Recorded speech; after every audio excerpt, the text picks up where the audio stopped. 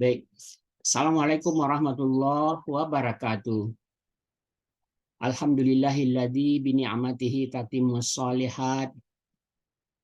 Alladzi arsala rasulahu bil huda wa dinil haq liyudhhirahu 'alad dini kulli wa kafa billahi syahida.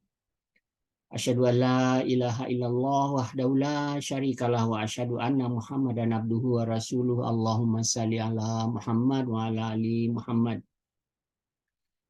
Alhamdulillah, puji dan syukur kita panjatkan kepada Allah Subhanahu wa taala.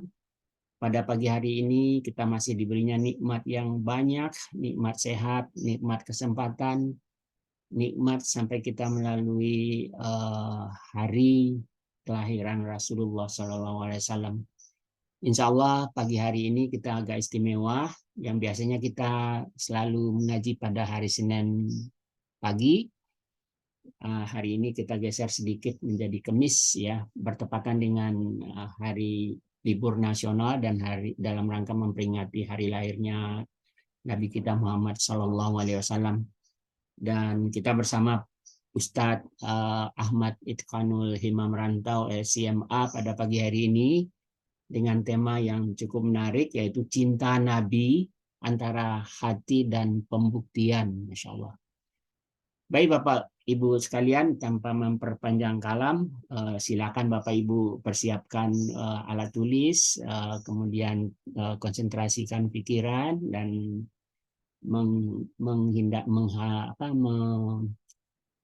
melenyapkan apa-apa yang mengganggu di hadapan Bapak Ibu sekalian. Kita sama-sama baca basmalah. Bismillahirrahmanirrahim. Kepada Ustadz kami persilakan.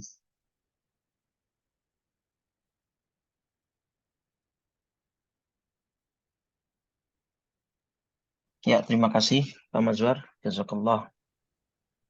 Baik, bismillahirrahmanirrahim. Assalamualaikum warahmatullahi wabarakatuh. Waalaikumsalam warahmatullahi wabarakatuh.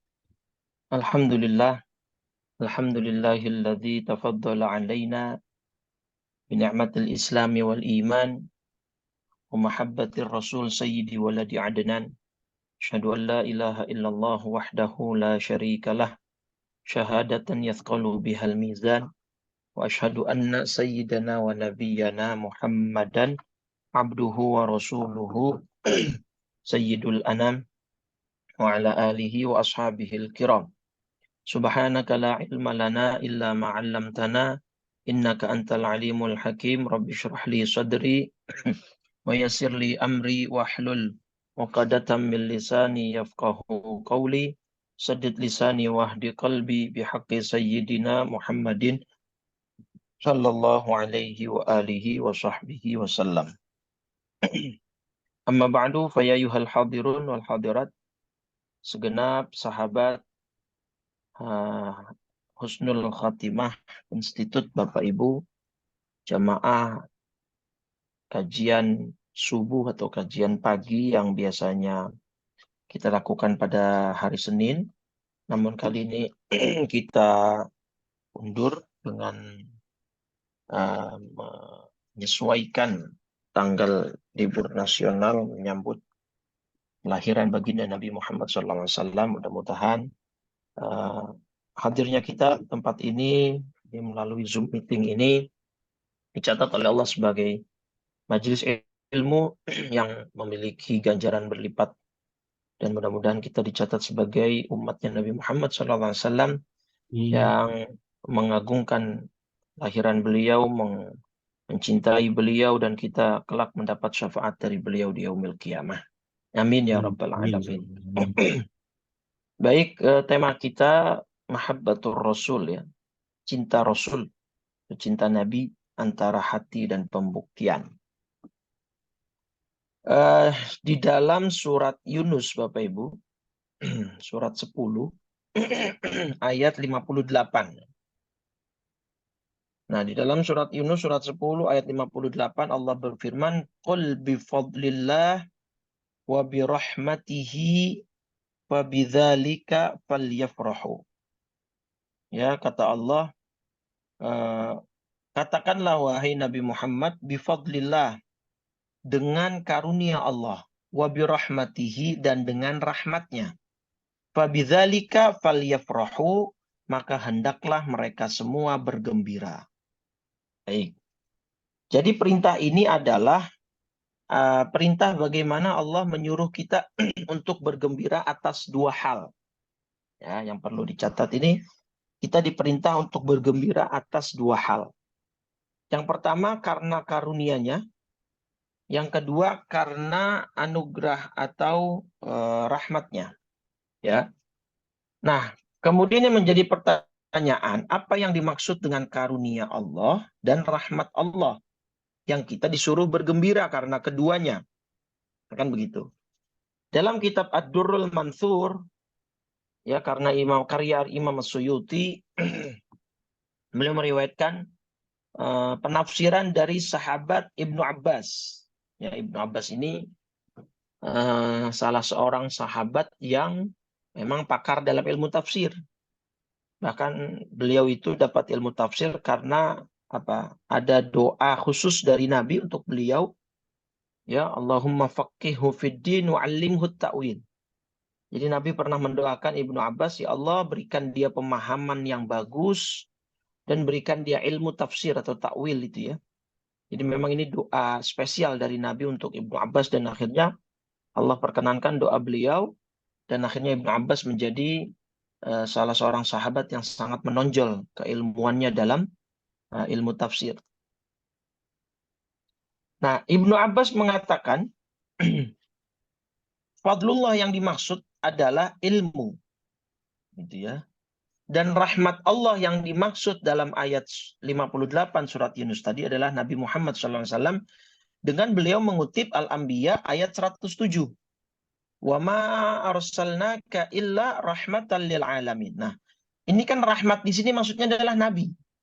Ya, tidaklah engkau mengutus Nabi Muhammad kecuali sebagai rahmat. Jadi Nabi Muhammad sebagai rahmat. Maka rahmat yang di sini sebagai penafsir ayat yang di sini. Itu kata Ibnu Abbas. Jadi dalam ayat ini mengandung perintah untuk kita bergembira. Bergembira karena apa? Dua hal. Karena ilmu, makanya alhamdulillah kita setiap bulan mengadakan kajian dengan saya, dan kalau teman-teman Husnul Khotimah Institute setiap pekan berarti ya, di setiap hari Seninnya. Ya. Nah, itu mengadakan kajian, berarti teman-teman Bapak Ibu harus bahagia. Bahagia dalam arti bukan untuk menyombongkan diri, tapi bahagia dalam rangka bersyukur Bapak Ibu diberikan kemauan dan kesempatan. Ya. Karena banyak orang yang mungkin sempat sebenarnya dia untuk menghadiri kajian-kajian ilmu, baik offline maupun online, tapi enggan, nggak mau gitu ya. Maka ini sebuah kebahagiaan yang harus kita syukuri, karena Allah memberikan kepada kita kemauan dan kesempatan, ya, kemampuan juga untuk kemudian kita menuntut ilmu. Dan yang kedua, kita disuruh bergembira atas kelahiran rahmat, yaitu Nabi Muhammad SAW. Jadi inilah salah satu dalil kenapa kita harus bersyukur dan bergembira, ya, bahwa kita dilahirkan sebagai umat Nabi Muhammad SAW. Lagi pula begini, di dalam surat Al-Lahab, ya Bapak Ibu, Al-Lahab berarti ya surat tentang siapa ini? Tentang Abu Lahab kan gitu ya. Nah, ini kan berkisah tentang sejoli atau sepasang suami istri gitu ya. Abu Lahab dan istrinya. Ya kan? Abu Lahab dan istrinya. Makanya kan ini kalau kita orang Islam itu kan pengen dengan istri itu kan sehidup sesurga ya. Nah, Abu Lahab ini sehidup seneraka dengan istrinya ini. Na'udzubillah ya. Sini kan wa mra'atuhu hammalatal hatab ya, istrinya itu adalah penyebar fitnah. Maka Allah berikan apa namanya gambaran sebagai pembawa kayu bakar gitu ya. Ya kan kita juga sekarang kalau ada orang yang mulutnya kemudian sulit dijaga, kalau bahasa kitanya lemes lah gitu ya, nggak bisa jaga rahasia dan lain sebagainya, bahkan mungkin cenderung mengadu domba, itu kan biasanya kita sebut apa, kompor ya, jangan jadi kompor lo gitu kan. Nah ini jadi maksudnya kayu bakar, pembawa kayu bakar maksudnya istrinya Abu Lahab ini suka ngompor-ngomporin orang-orang Mekah untuk memusuhi Nabi Muhammad SAW. Nah, yang menarik ada di ayat 5, Bapak Ibu. Ayat terakhir, fi jidiha hablum mim masad. Di lehernya ada tali serabut yang dipintal. Nah, ini ada 3 penafsiran, Bapak Ibu. Ini saya kutip dari kitab tafsir Ma'alimut Tanzil karya Syekh Al-Baghawi ya, atau yang biasa populer dikenal dengan tafsir Al-Baghawi. Penafsiran pertama, istrinya Abu Lahab nanti di neraka itu disiksa oleh Allah dengan dimasukkannya rantai besi. Ya, sepanjang sab'una zira'an. Sab'una zira'an 70 zira' itu kurang lebih 31 meter panjangnya. Yang mana rantai besi ini nanti akan masuk yadkhul ya min fiha, dari mulutnya istrinya Abu Lahab, wa yakhruju min duburiha, dan keluar dari duburnya. Ya, jadi sudahlah masuk neraka, nanti akan dimasukkan rantai besi panas dari mulutnya dan keluar dari lubang duburnya, dan itu rantai panjangnya sepanjang 31 meter. Itu penafsiran pertama. Istrinya Abu Lahab siapa namanya? Ada yang tahu? Istrinya Abu Lahab Ummu Jamil. Bukan Ibu Lahab ya. Ini istrinya Abu Lahab jadi Ibu Lahab. Ummu Jamil binti Harb. Nah, ini istrinya Abu Lahab. Nah, penafsiran kedua dari ayat ini, jadi gini. Si Ummu Jamil ini istrinya Abu Lahab suka pakai kalung yang terbuat dari serabut ya. Ini kan dari sabut, ini kan dari serabut ya. Nah, kemudian ataha malakun, satu hari datanglah malaikat ya, menarik ya, fajazabaha min khalfiha, menarik rantainya ini dari belakang, fa ahlakaha, sampai kemudian istrinya Abu Lahab ini mati. Ini penafsiran kedua.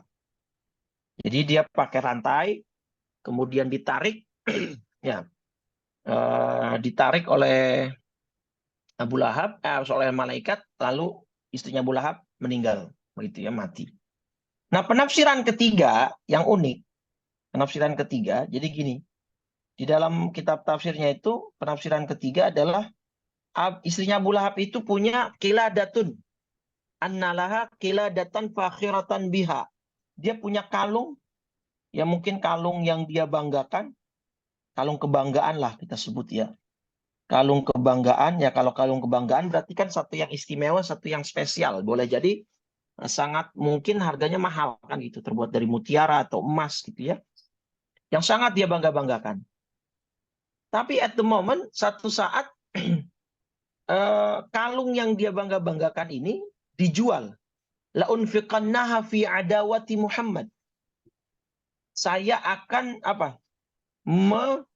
menjual kalung ini, dan hasil penjualannya saya akan donasikan, saya akan berikan kepada suami saya untuk membiayai permusuhan dengan Nabi Muhammad.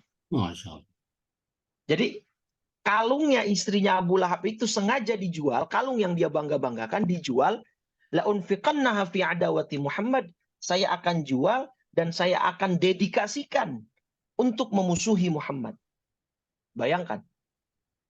Di sisi lain, di Abu Lahab juga, dan ini riwayatnya sahih di dalam Bukhari ya, bahwa kan Abu Lahab setiap hari Senin siksanya diringankan oleh Allah.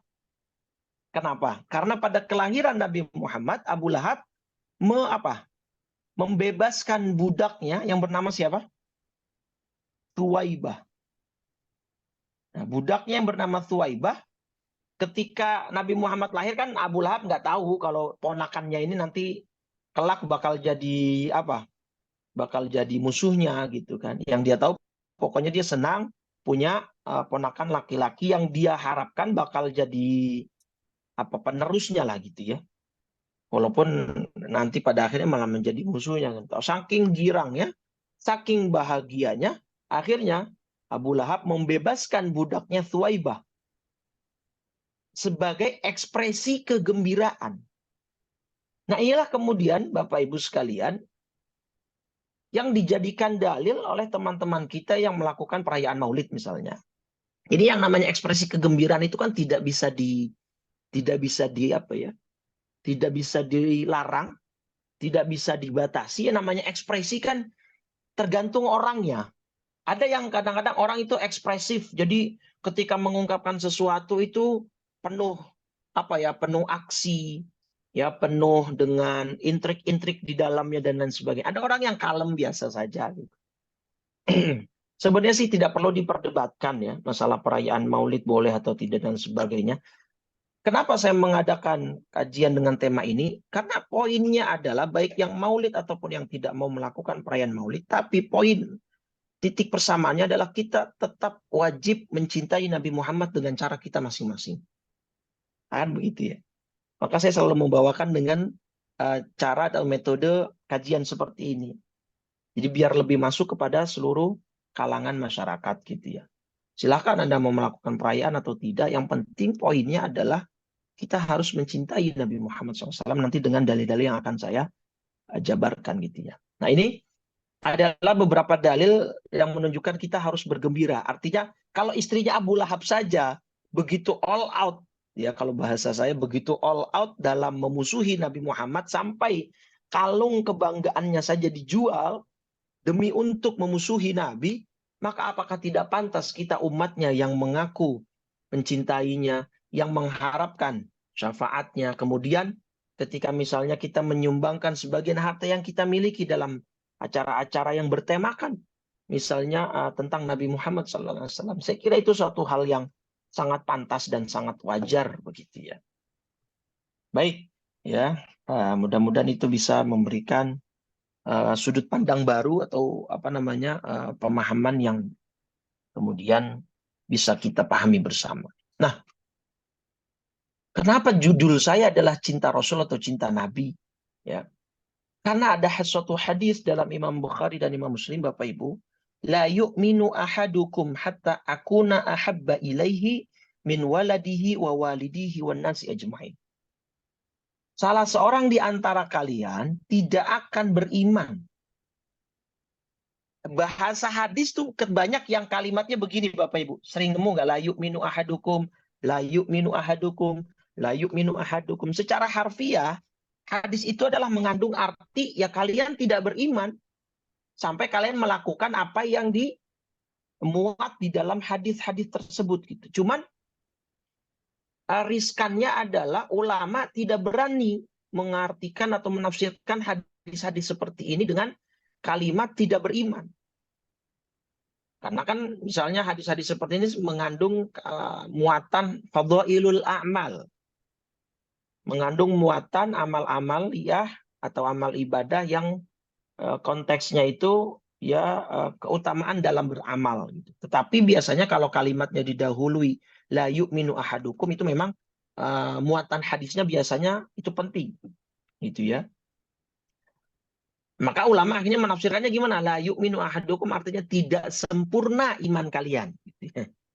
Penafsiran ulama. Gitu ya. Bukan la yu'minu ahadukum berarti kalian tidak beriman. Berarti menjadi kafir. Ya, atau menjadi kufur, menjadi murtad. Tidak. Tapi ulama menafsirkannya sebagai tidak ada kesempurnaan. Tidak ada kesempurnaan iman. Nah, dalam konteks hadis kita yang saat ini adalah tidak sempurna iman kalian sampai aku lebih dia cintai daripada anaknya, orang tuanya, bahkan seluruh manusia. Jadi kalau boleh di listing, Mbak, Ibu, setelah kita mencintai Allah, ketika sudah masuk dalam tataran makhluk, itu langsung Nabi Muhammad SAW. Baru orang tua, baru misalnya pasangan, anak, dan lain sebagainya. Jadi harus, ini sebuah keharusan, ya. Sebuah keharusan kita menjadikan Nabi Muhammad the first one, ya, untuk menjadi apa namanya orang yang paling kita cintai. Gak boleh kita menjadikan Nabi Muhammad di nomor 2, di nomor 3 misalnya, ya maka kita harus menjadikan Nabi Muhammad SAW adalah orang yang paling kita cintai, melebihi siapa? Orang tua kita, melebihi apa pasangan kita, melebihi anak-anak kita, even melebihi semua yang ada di muka bumi ini. Itu dalil hadisnya. Kalau dalil Qur'annya di mana misalnya? Ada di surat At-Taubah, surat 9, di ayat ke-24. Nah, ini ya. Ini sama nih, substansinya dengan hadis yang tadi mirip-mirip. Qul in kana aba'ukum wa abna'ukum wa ikhwanukum wa azwajukum wa ashiratukum wa amwalun iqtaraftumuha wa tijaratun takhshawna kasadaha wa masakin tardawnaha ahabba ilaikum minallahi wa rasulih wa jihadin fi sabilihi fatarabbasu hatta ya'tiyallahu bi amri.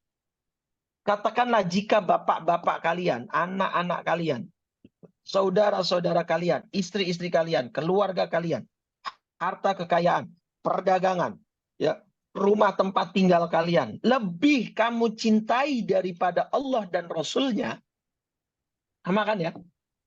Kalau tadi hadisnya bilang tidak sempurna iman kalian sampai aku jadi orang yang paling kalian cintai, melebihi orang tuanya, anak-anak keturunannya, bahkan seluruh manusia. Nah ini sama. Katakanlah jika bapak kalian, anak kalian, saudara kalian, istri kalian, keluarga, perdagangan, rumah, lebih kalian cintai daripada Allah dan Rasul-Nya serta jihad di jalannya, maka tunggulah sampai Allah memberi putusan padanya. Nah, jadi memang keharusan kita mencintai Rasul SAW itu sedalam itu, Pak. Kenapa? Nah, pertanyaannya kan gitu. Ustadz, kalau logika saya itu, orang yang paling berjasa itu kan orang tua. Kenapa orang tua pun kok dikalahkan untuk Nabi Muhammad SAW? Ya betul, orang tua adalah salah satu orang yang paling wajib kita hormati dan kita muliakan, tentu pasti. Tapi jangan lupa bahwa nanti di akhirat itu even orang tua pun akan mencampakkan ini anak. Jangankan apa di akhirat. Di hari kiamat ketika terjadi saja. Nah, ini saya baru ingat nih. Ya ada perumpamaan yang luar biasa misalnya surat Al-Hajj surat 22 ya. Nih, tentang guncangan hari kiamat. Yauma tarawunaha tadhhalu kullu murdi'atin amma arda'at wa tad'u kullu dzati hamlin hamlaha. Poin saya adalah ketika guncangan ke hari kiamat itu kamu melihatnya, semua perempuan yang menyusui anaknya, ya perhatikan di kalimat ini, semua perempuan yang menyusui anaknya akan lalai terhadap anak yang disusuinya. Nah, ini menarik. Jangankan hari di yaumil ketika nanti di akhirat nanti Bapak Ibu, padang mahsyar atau di mana. Bahkan ketika bumi baru bergoncang saja, artinya kan berarti kiamat baru akan terjadi. Seorang ibu yang sedang menyusu anaknya akan dilalaikan, dilempar, dibuang, ditinggalkan. Padahal kita tahu ibu adalah simbol kasih sayang tanpa batas. Kenapa Allah di sini pakai gambarannya adalah seorang ibu? Karena kan kasih sayang ibu itu seringkali melampaui kasih sayang seorang ayah. Dalam hal kelembutan gitu misalnya ya. Dalam hal perhatian, biasanya kan bapak cenderung cuek, bapak cenderung tidak begitu mengungkapkan perhatiannya melalui kata-kata, tapi lebih kepada action, tindakan, dan lain sebagainya. Kalau seorang ibu saja, ya, ketika sedang menyusui anaknya, berarti kan ini anak sedang membutuhkan ASI, sedang lucu-lucunya masih bayi, dan sangat tidak mungkin ya, walaupun saat ini sekarang banyak sih seorang ibu menelantarkan bayi, kan banyak juga sekarang ya, anak dibuang, ditelantarkan ya, biasanya itu kan ketika mereka itu yang hamil di luar nikah, na'udzubillah, dan lain sebagainya.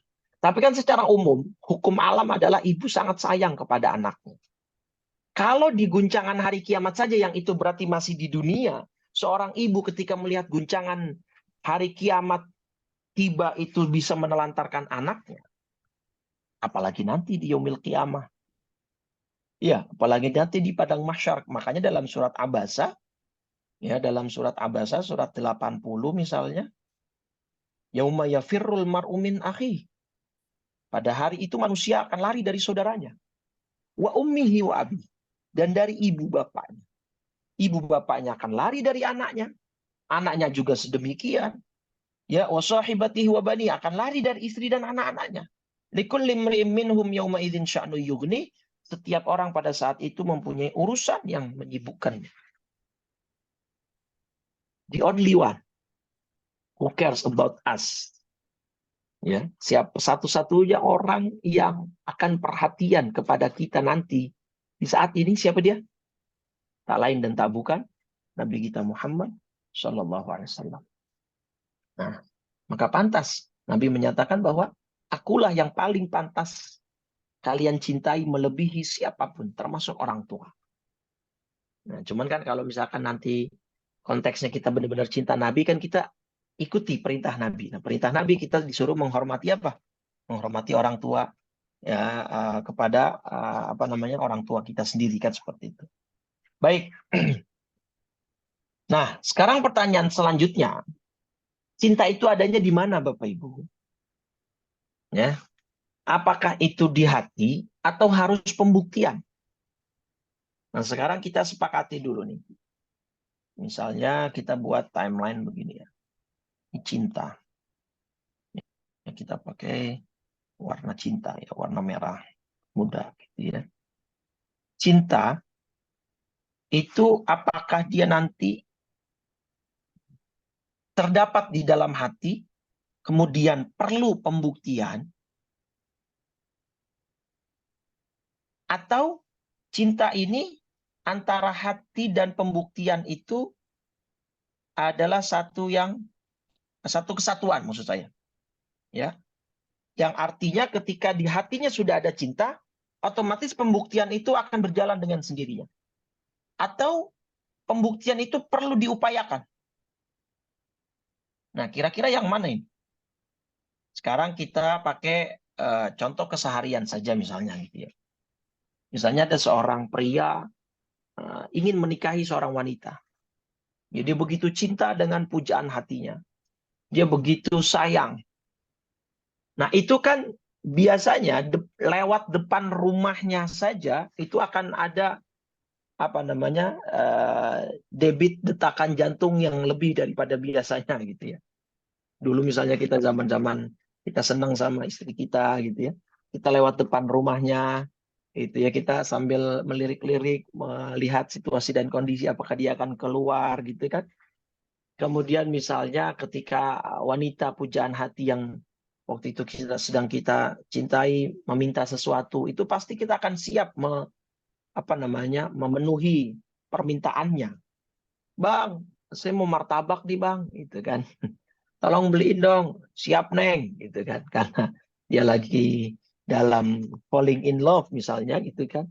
Kata perempuannya, tapi saya nggak mau martabak yang biasa, saya maunya yang di Blok M. Walaupun sampai kemanapun ujung dunia, abang turutin neng, gitu ya. Artinya ketika dia sedang falling in love, dia sedang jatuh cinta kepada seseorang, biasanya akan ada aksi-aksi yang yang menuntun dia kemudian untuk supaya cinta dia ini diakui, eksistensi hati dia ini diakui oleh orang yang dia cintai. Seperti kisah misalnya dalam Khazanah Islam ada Laila Majnun ya.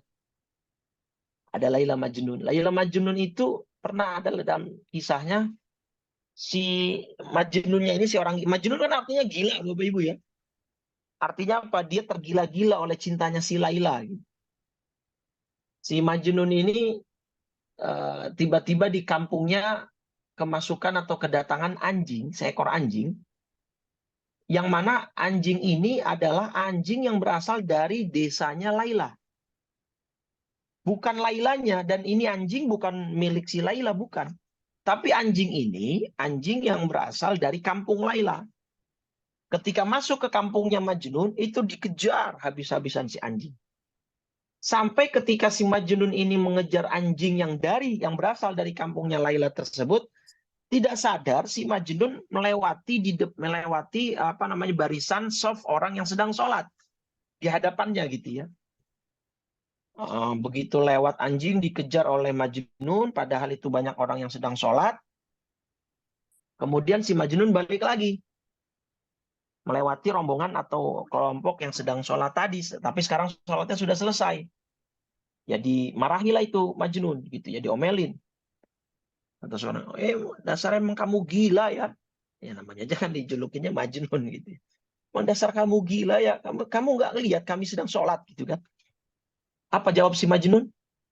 Saya sedang mengejar anjing yang berasal dari kampung orang yang saya cintai. Sehingga maka akal pikiran saya tidak bisa fokus kepada hal yang lain. Dan saya mengejar anjing itu karena kecintaan saya terhadap Laila. Walaupun itu anjing bukan milik Laila ya. Saya tegaskan kembali. Hanya anjing itu berasal dari kampungnya Laila. Itu saya tidak bisa fokus kepada yang lain. Dan saya tidak melihat bahwa Anda kalian ini sedang sholat. Masa kalian yang sedang sholat malah kemudian fokusnya teralihkan dengan saya yang sedang mengejar seekor anjing. Katanya kalian cinta kepada Allah. Katanya kalian cinta kepada Tuhan kalian. Berarti omong kosong cinta kalian. Sampai segitunya, Pak. Jadi artinya the power of love, kekuatan cinta itu sebenarnya ketika memang benar-benar terpatri di dalam hati itu sampai sebegitunya, Pak. Ya, beberapa banyak anak muda sekarang kan ya sampai ada kasus, mohon maaf, misalnya sepasang remaja-remaji putra-putri gitu ya bisa sampai bunuh diri bersamaan karena tidak direstui misalnya hubungannya dengan orang tua. Na'udzubillah. Ya tentu ini tindakan yang salah dan keliru. Tapi poin saya, power of love itu sampai segitu, Pak. Gitu ya. Misalkan, atau cinta kita dalam apa sih? Dalam hobi lah. Dalam hobi misalnya ada seorang laki-laki yang hobi sekali dengan burung gitu ya.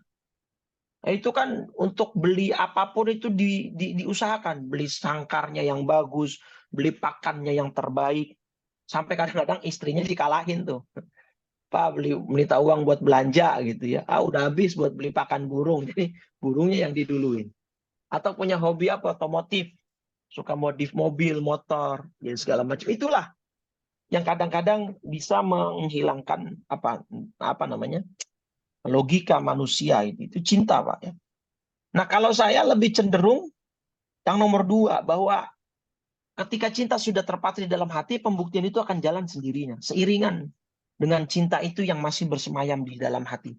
Jadi selama cinta itu masih bersemayam di dalam hati seseorang, pembuktian-pembuktian itu akan muncul dengan sendirinya.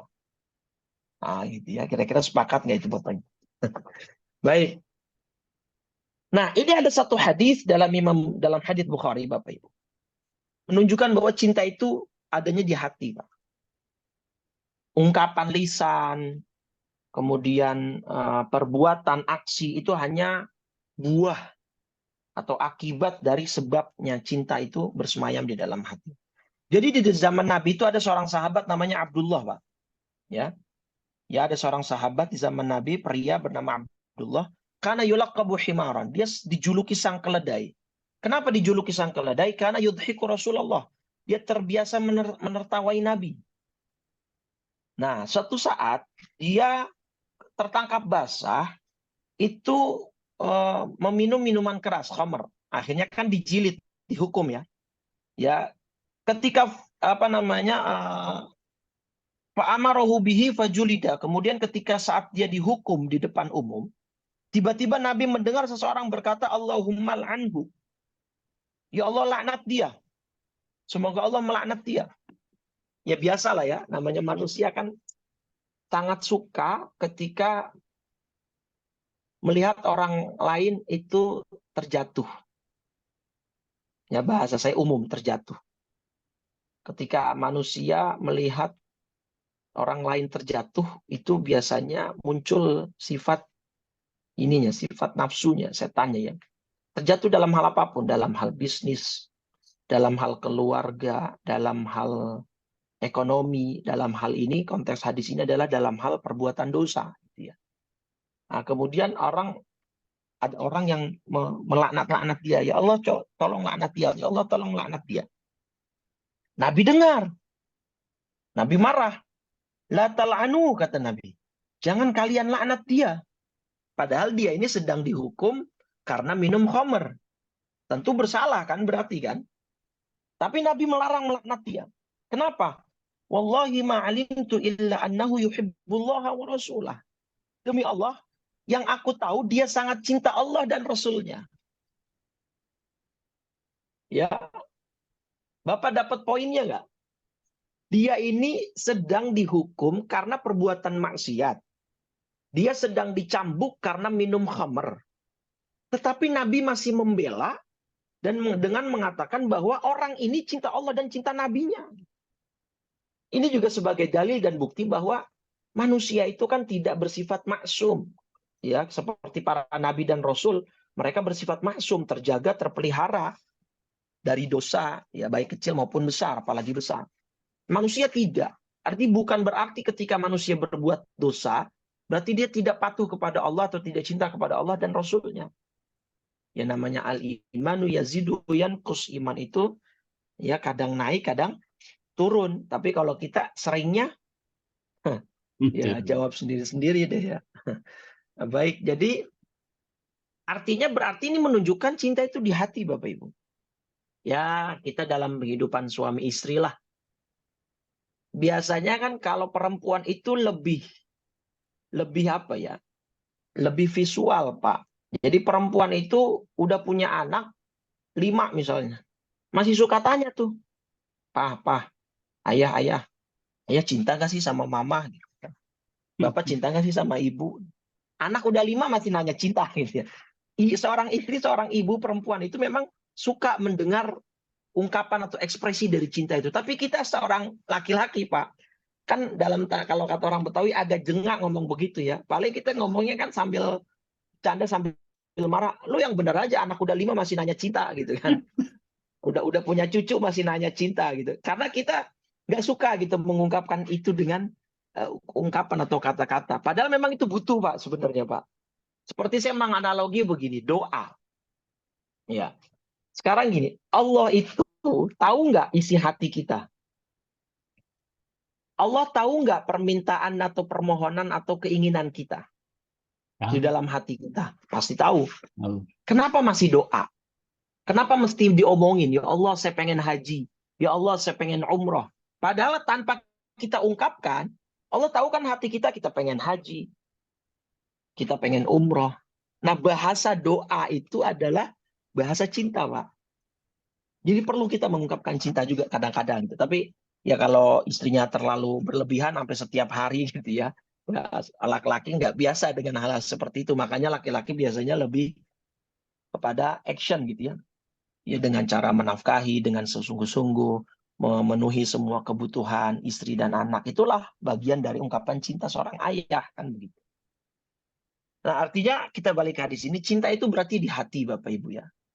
Ya, jadi bukan misalkan gini, seorang ibu melarang anaknya makan es krim atau coklat yang sedang batuk.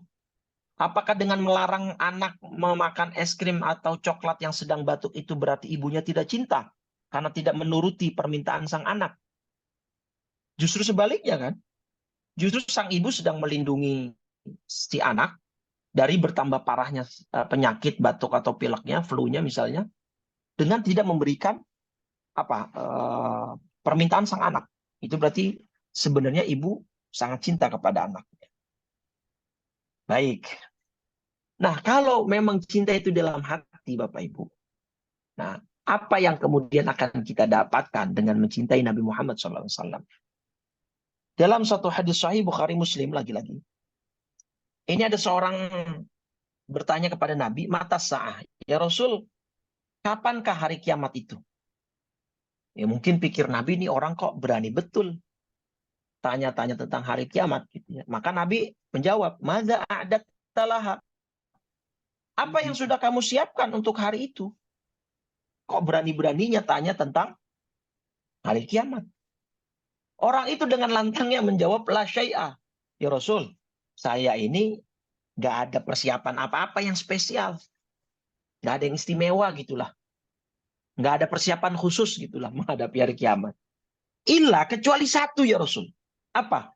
Anni uhibbullaha wa rasulah. Saya mencintai Allah dan Rasulnya dengan segenap jiwa dan raga saya. Apa jawab Nabi? Faqala anta ma'aman ahbabta. Kalau begitu engkau besok akan bersama orang-orang yang engkau cintai. Masya Allah, Bapak Ibu. Jadi kalau kita cinta kepada Nabi, kita akan bersama Rasulullah SAW. Makanya gini, Pak, Mbah Maimun Zubair. Tentu pasti kenal ya, tahu ya. Mbah Maimun Zubair, seorang tokoh dari kalangan Nahdlatul Ulama yang begitu karismatik. Yang wafatnya di mana? Di Mekah. Dimakamkan di mana? Di pemakaman Ma'la. Belum lama ini Ustadz Adi Hidayat, nah itu ada di videonya itu ya, mengaku sempat berziarah ke makam Mbah Maimun Zubair atau Mbah Mun ya dikenal dengan Mbah Mun. Ini beliau Ustadz Adi Hidayat menceritakan pengalamannya, itu makamnya Mbah Maimun Zubair mengeluarkan aroma wangi yang luar biasa. Ini bukan kata saya, boleh dicek di videonya di YouTube banyak. Ustadz Adi Hidayat sampai tanya nih ke sahabat-sahabatnya yang ikut umroh dengan beliau, yang ikut berziarah, apa kalian ada yang pakai parfum gitu ya? Nggak ada Ustadz, kita nggak ada yang pakai parfum gitu. Jadi itu Ustadz Ajit menyaksikan demikian betul. Jadi kan gini, beliau itu di dalam kesehariannya selalu minta doa dengan para santrinya Mbah Maimun Zubair untuk diwafatkan di hari Selasa dan diwafatkan di tanah suci Mekah. Dan dua-duanya diijabah oleh Allah. Beliau wafat di hari Selasa ketika sedang melaksanakan ibadah haji dan dimakamkan, dikebumikan di kota Mekah. Itu kenapa beliau sampai sebegitunya mendapatkan kemuliaan dari Allah Subhanahu wa taala? Karena beliau sangat cinta dengan Siti Khadijah, Bapak Ibu. Jadi beliau cerdasnya Mbah Maimun ini, beliau ibaratnya mencari celah untuk kemudian menempel dengan orang yang dekat dengan Nabi, itu menempelnya dengan Siti Khadijah yang mungkin tidak banyak orang yang menempel ke sana. Kan biasanya kita mencintai misalnya siapa? Sayyidina Ali-nya atau Siti Fatimah-nya, ya, atau misalnya Sayyidina Hasan dan Husain selaku cucunya Nabi atau lain sebagainya. Nah, beliau ke Siti Khadijahnya. Sampai ada qasidah yang beliau sangat suka itu apa? Yang sa'duna fid dunya fauzuna bil ukhra bi khadijatal kubra wa aisyatar ridha. Nah, itu kan sebuah pujian untuk Siti Khadijah itu ya. Nah, jadi beliau mendapatkan kemuliaan itu dari banyak pihak, disimpulkan karena beliau sangat mencintai istrinya Nabi yang memang dicintai betul oleh Nabi Muhammad SAW, yaitu Siti Khadijah, Bapak Ibu. Nah, beliau akhirnya kan dimakamkan di Ma'la yang katanya tidak jauh dari makamnya Siti Khadijah. Gitu ya. Wallahu alam, saya sih belum pernah ke sana secara langsung ya. Jadi itu Pak, keuntungan kita mencintai orang-orang soleh, terutama mencintai Nabi Muhammad SAW. Besok kita akan bersama mereka, dibangkitkan dengan mereka, masuk ke surga bersama mereka, begitu ya. Amin. Baik. Nah, ini di dalam kitab Asy-Syifa fi Huquqil Mustafa. Ya, ada seseorang, diriwayatkan adalah seseorang yang mendatangi Nabi Muhammad SAW. Faqala ya Rasulullah la anta ahabbu ilayya min ahli wa mali. Ya Rasul, saksikan, engkau lebih saya cintai ketimbang istri saya, ketimbang anak saya, bahkan ketimbang harta benda saya. Tapi nanti kalau kita mati, saya mati, engkau mati. Fa'araftu annaka idza dakhaltal jannata rufi'ata ma'an nabi. Tapi yang membuat saya khawatir ya Rasul, ketika saya mati engkau wafat, engkau akan diangkat oleh Allah ke surga yang paling tinggi bersama para nabi yang lain. Wa in dakhaltuha la araka, dan saya khawatir ketika saya masuk ke dalam surga saya tidak dapat berjumpa dengan engkau. Nah, akhirnya Allah menurunkan surat An-Nisa surat 4 ayat 69. Ya apa? Wa may yuti'illaha war rasul fa ulaika ma'al ladzina an'ama Allah minan nabiyyin wasiddiqin wasyuhada'i wassalihin wa hasuna ulaika rafiqa. Siapa yang mentaati Allah dan Rasulnya, sesungguhnya mereka akan bersama orang-orang yang Allah berikan nikmat kepada mereka. Siapa? Para nabi, orang-orang yang siddiq, orang yang jujur dalam beragama, syuhada, para syuhada, dan orang-orang saleh. Jadi intinya Nabi, Allah ingin memberikan pesan, nggak usah khawatir. Kalau Anda benar cinta kepada saya, Anda benar taat kepada Allah dan saya, kata Nabi, engkau akan bersama saya. Ini dalil ayatnya, ya, surat An-Nisa ayat 69. Jadi sebabun nuzulnya, gara-gara ada seorang laki-laki yang khawatir ketika nanti masuk surga tidak bertemu dan tidak berjumpa dengan Nabi Muhammad SAW. Nah, kita masuk ke sekarang begini Bapak Ibu. Bismillahirrahmanirrahim. Sebentar. Sekarang begini. Eh, kita cinta kepada pasangan, cinta kepada anak, cinta kepada apa namanya cucu misalnya, kalau Bapak Ibu dalam konteks seorang kakek dan nenek, itu kan ada sebabnya Pak. Kita cinta pasangan ya karena mungkin kita bisa mengambil manfaat darinya, fisiknya indah kita pandang, baik orangnya dan lain sebagainya. Anak memang sudah sejatinya seorang tua cinta kepada anak itu. Nah, sekarang cinta kepada Nabi, kepada orang, yaitu Nabi Muhammad SAW, orang yang nggak pernah kita ketemu, Pak, Bu. Orang yang kita nggak pernah berjumpa. Orang yang kita nggak pernah mendengar suara indahnya. Orang yang kita tidak hidup sezaman dan sekota dengannya. Itu gimana cara menumbuhkan cinta itu dalam hati kita? Kan PR-nya begitu ya. Walaupun kita iman, kita percaya, Pak. Kita beriman kepada beliau.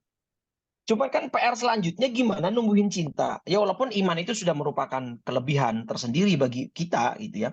Makanya kan dalam buku apa? The 100 ya, a ranking of the most influential persons in history, karya Michael Hart.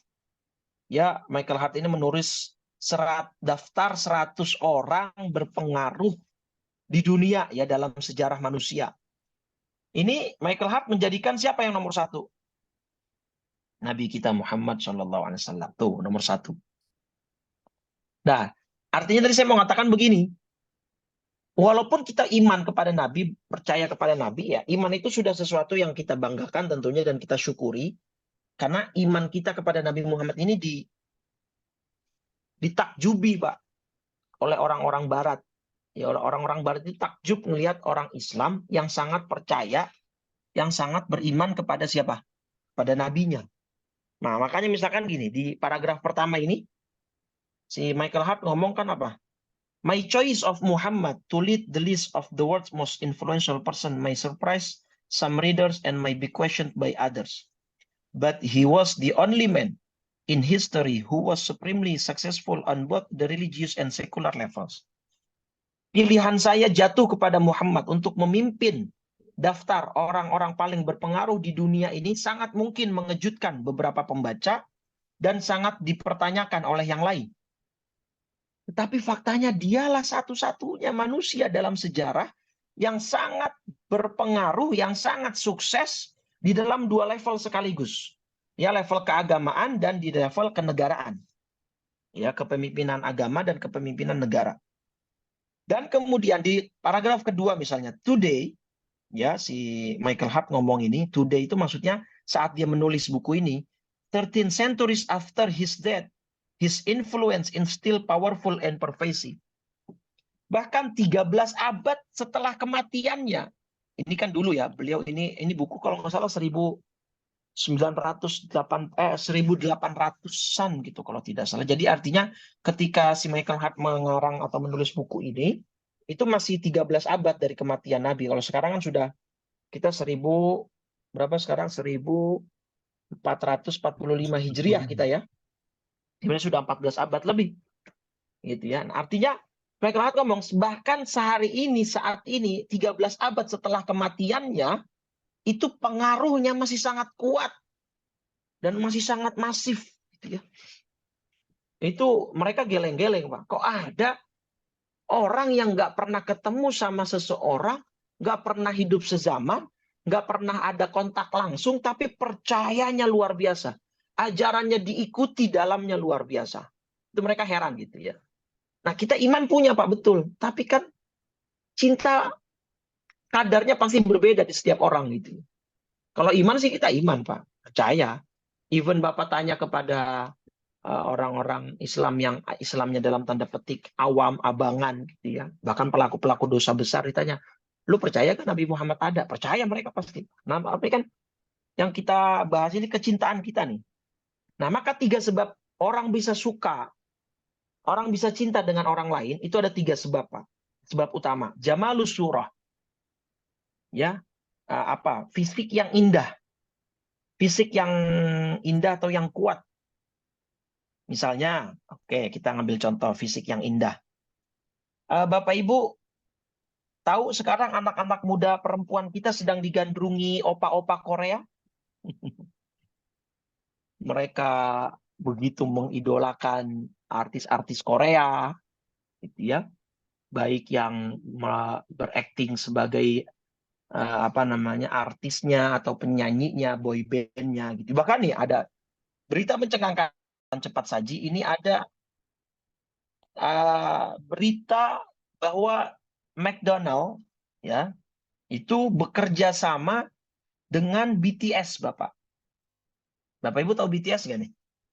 Ya, BTS itu sebuah boy band, sebuah grup vokal ya yang berisikan pria-pria Korea Selatan menyanyikan lagu ya, menari, dance dan lain sebagainya. Di Indonesia, grup BTS ini punya loyalisnya Bapak Ibu, punya fanbase-nya namanya ARMY. Fanbase-nya namanya ARMY dan itu membernya jutaan seluruh Indonesia. Dan yang sangat disayangkan kebanyakan muslimah Bapak Ibu. Gitu ya. Nah, ini McDonald kerjasama dengan BTS hanya pada bungkusnya. Jadi ayam, kentang itu tetap sama produknya McD, cuman bungkusnya itu dibuat dengan bungkusnya BTS. Itu dalam waktu 2 jam sold out, Pak. Di setiap gerai McDonald. Ya dalam waktu 2 jam. Ini berita tahun 2021 ya, ketika PPKM ini, PSBB. Bahkan gara-gara ini, kan orang nggak boleh beli makan di tempat ya. Mereka akhirnya pada pesan pakai via ojol nih. Itu McD kena denda oleh Pemprov DKI. Seingat saya kalau nggak salah dendanya 50 M ya. Tapi 50 M nggak ada apa-apanya, Pak. Wong labanya segini tuh. 32 triliun, Pak. Ya hanya karena berkolaborasi dengan sebuah boyband dari Korea Selatan. Tentu yang beli berarti siapa? Para ARMY ini, Pak. ARMY ini tadi sebutan untuk fanbase-nya BTS ini ya. Jadi mereka sampai tidak ingin melewatkan kesempatan mengoleksi gitu ya. Bukan merchandise, Pak. Mengoleksi bungkus ya. Bungkus, bahkan bungkusnya itu bagi yang nggak kebagian dijual lagi, Pak. Nih, kalau Bapak penasaran sama bentuk bungkusnya ini, Pak. Warna ungu ini nih. Tuh. BTS meal gitu ya bentuknya. Cuma begini doang, Pak. Kentangnya sama, ayamnya sama. Semuanya produk McD, tapi bungkusnya dia kerjasama dengan BTS. Ya, sebuah sebuah boy band dari Korea Selatan. Dan ini bagi orang yang nggak kebagian, Pak. Ini bungkusnya dijual, Pak. Ya, bungkusnya dijual, kemudian laku berapa, Pak? Masih laku 599.000 tuh. Jadi poin saya mengungkap ini Bapak Ibu tadi. Ketika ditanya coba, kenapa perempuan-perempuan anak remaja kita suka sama artis Korea Selatan? Alasannya pasti karena ganteng. Karena fisik, Pak. Iya toh? Dan ini juga bukti nih terhadap tadi konsep kita bahwa ketika orang sudah cinta, itu kadang-kadang tadi kan melakukan pembuktian atau aksi-aksi yang kadang di luar nalar ya, di luar logika. Kalau kata anak sekarang di luar nurul, di luar prediksi BMKG. Bercandaan anak sekarang. Artinya sampai bungkus, bayangin. Bapak Ibu beli 600.000 untuk bungkus yang biasanya setelah makan kita buang kan. Dan yang lebih membuat geleng-geleng kepala, ini bungkus nanti diapain, Pak? Tahu nggak? Dipajang, diberikan apa namanya? Apa itu kalau yang buat dipajang di tembok? Bingkai. Ditaruh di bingkai, kemudian dipajang di kamarnya, Pak. Ini bungkus-bungkusnya ini nih. ya bungkusnya ini. Karena saking ngefansnya, saking mengidolakannya. Oh ya, apa namanya BTS tadi itu. Nah, jadi alasan sebab orang bisa suka, bisa sayang karena fisiknya indah atau kuat kayak pemain bola. Anak-anak remaja laki-laki kita misalnya, anak-anak putra-putra kita biasanya senang sama misalnya pemain bola yang paling terkenal saat ini. Lionel Messi, Cristiano Ronaldo, itu kan karena fisiknya yang kuat. Karena bermain sepak bolanya yang indah, tendangannya yang keras, kan seperti itu. Jadi orang bisa suka. Nah, dalam khazanah kita selama ini kan yang kita tahu Nabi yang ganteng itu kan Nabi Yusuf. Tapi sebenarnya yang paling gantang Nabi siapa? Mana lebih ganteng? Mana lebih tampan? Mana lebih rupawan antara Nabi Yusuf dengan Nabi Muhammad SAW? Maka ulama sepakat, Pak, tetap Nabi Muhammad SAW. Kenapa Nabi Yusuf begitu diceritakan seperti itu? Kalau Nabi Muhammad itu ketampanannya tertutup oleh kewibawaannya, Pak. Jadi Nabi Muhammad ketampanannya tidak membawa fitnah, kurang lebih begitu ya. Tidak membawa fitnah. Nah, jadi seganteng dan sehebat apa Nabi Muhammad SAW? Wah, ulama orang sahabat-sahabat itu sampai ini dia nih Pak. Saya ingat ada hadis. Ini saya ingin menunjukkan betapa fisiknya Nabi Muhammad SAW itu luar biasa. Satu misalnya gini, dalam hadis Sahih Muslim, ya ada seorang sahabat namanya Anas bin Malik punya ibu namanya Ummu Sulaim, ya Ummu Sulaim, Ummu Sulaim. Ini dalam Sahih Muslim, ya hadis nomor 2331 misalnya. Bab bagaimana tentang wanginya keringat Nabi dan tabarruk bihi, dan kita boleh mengambil berkah dari keringat Nabi. Jadi satu hari, ini hadis Muslim ya Bapak Ibu, nomor hadis 2331. Satu hari Nabi Muhammad singgah di rumahnya Anas bin Malik. Kemudian jaat ummi biqarurah, kata Anas bin Malik, ibu saya tiba-tiba dari dalam dapur gitu ya, dari dalam rumah bawa botol-botol kecil. Faja'alat ya taslutul araqa fiha. Kemudian karena Nabi singgah di rumahnya Anas bin Malik terus istirahat, kecapean, mungkin Nabi ketiduran dan bercucuran keringat karena panas, itu keringatnya Nabi sama Ummu Sulaim dimasukkan ke dalam botol kecil Bapak Ibu. Fastaiqadhan Nabi, kemudian Nabi bangun, ya, tersadar. Faqala, kemudian Nabi negur Ummu Sulaim, "Ya Ummu Sulaim, ma hadzal ladzi tasna'in?" Ini apa ini botol-botol? Kamu berbuat apa? Atau buat apa ini botol? Hadza arquka ya Rasulullah, naj'aluhu fi tibina. Ini keringatmu ya Rasul, akan kami jadikan sebagai minyak wangi parfum kami. Wa huwa min atyabit tib, dan ini adalah minyak wangi yang paling wangi yang pernah saya cium. Kata Ummu Sulaim begitu. Ya, jadi ya itu makanya Siti Aisyah itu Bu, kalau suaminya pulang, maksudnya Nabi Muhammad pulang itu dari mana-mana bajunya dibukain, ya dielap keringatnya. Kan nanti kain yang dibuat elap itu kan agak basah, agak demek gitu ya. Kalau orang Betawi bilang agak demek. Itu dipeluk sama Siti Aisyah, dicium gitu kan. Karena saking wanginya keringat Nabi. Ya kalau ibu mau jadi istri yang solehah kayak Siti Aisyah, boleh tuh dipraktekin. Suaminya dari mana-mana pulang, bukain bajunya, lap keringatnya gitu ya. Cuman ya jangan mengharap wangi seperti keringatnya Nabi gitu ya. Baik, dan ini nih di dalam Sahih Bukhari. Dalam Sahih Bukhari misalnya di hadis nomor ini 2731 dan 2732.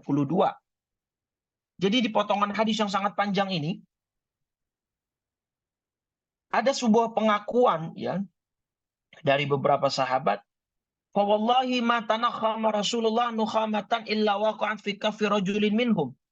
Demi Allah, tidaklah Nabi pernah meludah kecuali ludahnya itu tidak pernah jatuh ke tanah. Pasti ludahnya Nabi itu diperebutkan.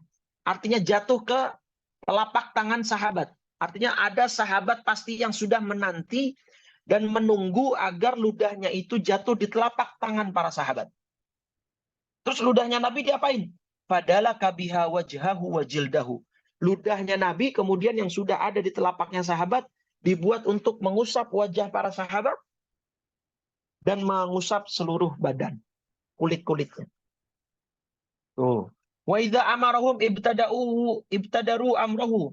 Wa idza tawaddu'a kadu yaqtatiluna ala wudu'ihi. Kalau Nabi wudu, itu air bekas wudunya Nabi tidak jatuh ke tanah, Bapak Ibu.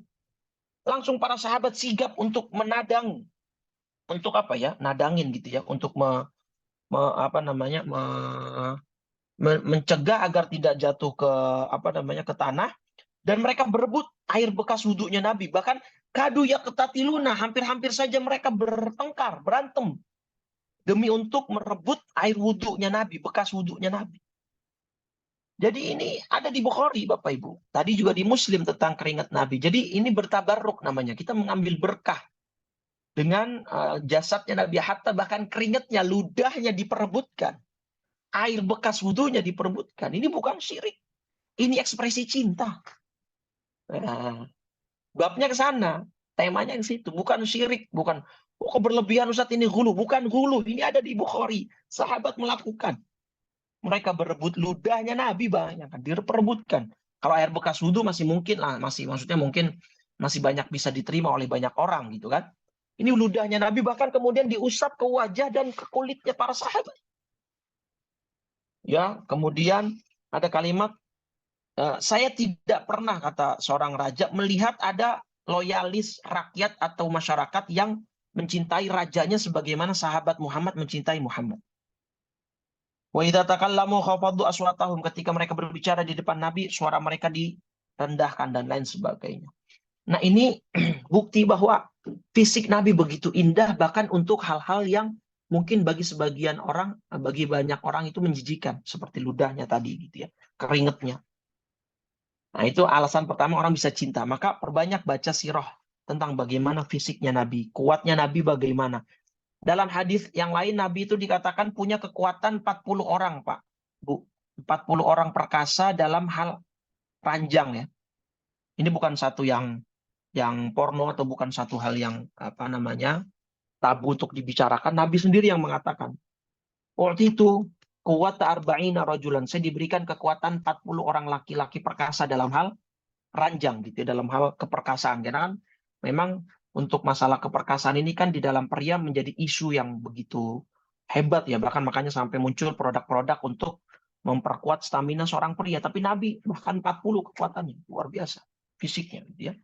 Kamalul akhlak. Yang kedua, kita bisa suka sama orang tuh karena akhlaknya, Bapak Ibu.